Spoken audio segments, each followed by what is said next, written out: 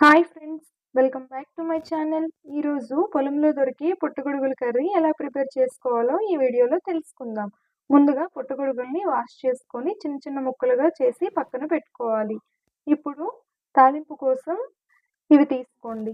ఒక ప్యాన్ పెట్టుకొని అందులో తాలింపు దినుసుల్ని ఒక్కొక్కటిగా వేసి బాగా కలుపుకోవాలి. ఇప్పుడు పుట్టగొడుగుల కర్రీని అందులో వేసి బాగా కలుపుకోవాలి. ఇప్పుడు కాస్త ఉప్పు, పసుపు, కారాన్ని వేసి మరలా బాగా కలుపుకొని ఒక 5 మినిట్స్ ఉడికే వరకు మూతను పెట్టుకోవాలి. ఇప్పుడు మూత తీసి చూసుకుందాం.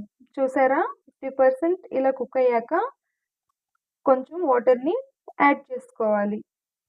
ఇప్పుడు మరలా మూతను పెట్టుకొని ఒక 5 మినిట్స్ అయ్యాక మళ్ళీ మూత తీసి చూస్తే ఇలా పుట్టగొడుగుల కర్రీ రెడీ అయిపోతుంది.